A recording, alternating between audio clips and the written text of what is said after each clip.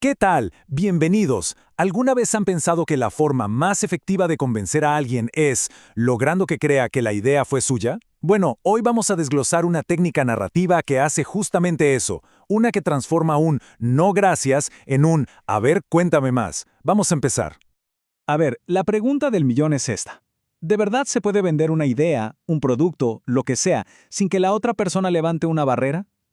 La respuesta no es solo que sí, sino que el secreto está en un método que, la verdad, le da la vuelta a casi todo lo que nos han dicho sobre cómo vender.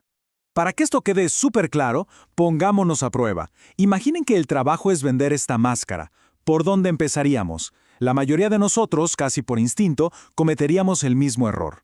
Analicemos el enfoque tradicional para ver por qué no funciona. Y es que, el primer impulso es casi siempre el mismo. Empezar a hacer preguntas. ¿Tienes hijos? ¿Qué tipo de actividades haces con ellos?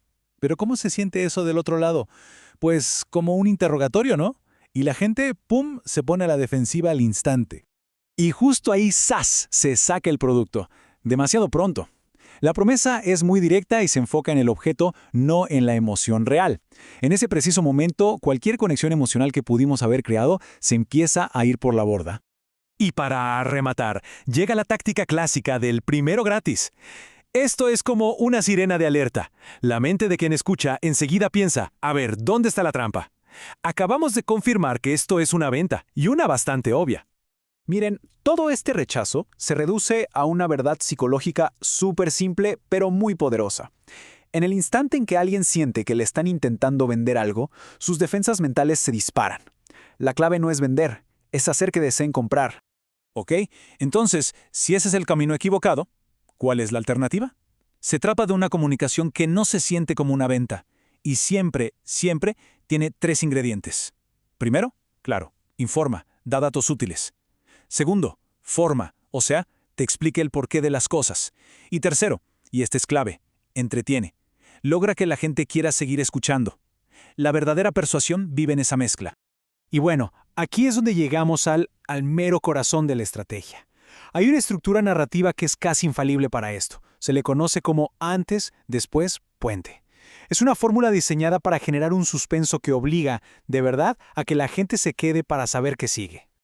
La psicología que hay detrás es, de hecho, bastante simple pero increíblemente poderosa. Primero pintas un cuadro del problema, ese es el antes. Inmediatamente, sin escalas, saltas al resultado ideal, al sueño cumplido, ese es el después. Y al dejar ese hueco en medio, al no decir cómo se llegó ahí, creas un vacío de información que el cerebro humano, necesita llenar. La pregunta de ¿pero cómo lo hicieron?, se vuelve casi una obsesión. Y esto nos conecta con algo que es absolutamente vital. El drama. Pensemos en esto, una historia de éxito perfecto, sin problemas. La verdad es que es aburrida, nos aleja. En cambio, una historia con vulnerabilidad, con una lucha real, con un antes difícil, eso crea una conexión emocional profundísima. Porque es humana, nos vemos reflejados ahí. Claro, y para que esa conexión funcione, el protagonista de la historia es, lo es todo. Es mucho más fácil empatizar con los problemas de un padre, de una amiga, ¿no? Porque nos permite ponernos en su lugar. Pero si hablamos de un director ejecutivo o una celebridad, la distancia es enorme. Ahora, para que la historia no solo se escuche, sino que se sienta, hay una fórmula muy precisa. La idea es poner a quien escucha en el centro de la acción, usar siempre el tiempo presente y sobre todo apelar a los sentidos. O sea, no es él vio, es estás viendo, no es ella sintió, es estás sintiendo. De repente, ya no hay espectadores, solo participantes de la experiencia.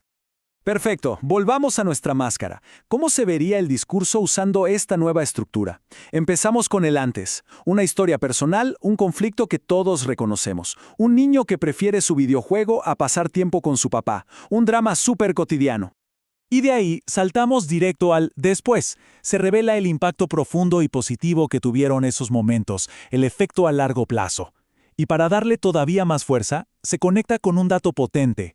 El 20% de los niños nunca tienen esa experiencia. ¡Wow! Y por último, llega el puente. Pero ojo aquí, que esto es lo más importante. El puente no es el producto, es el concepto, el tiempo de calidad. La máscara apenas se menciona muy sutilmente, no como la gran solución, sino como una de tantas herramientas para lograr esa conexión. Y aquí está la gran lección de todo esto. El primer enfoque vendía una máscara. El segundo vendía la oportunidad de crear un recuerdo para toda la vida. No se trata del objeto, se trata del resultado emocional. Se vende la transformación. Así que, la próxima vez que haya que presentar una idea, un proyecto, lo que sea, la pregunta no es ¿qué estoy vendiendo? La pregunta es ¿qué transformación estoy ofreciendo? Porque al final del día, nadie compra un producto. Todos compramos una mejor versión de nosotros mismos. Y esa es la historia que de verdad vale la pena contar.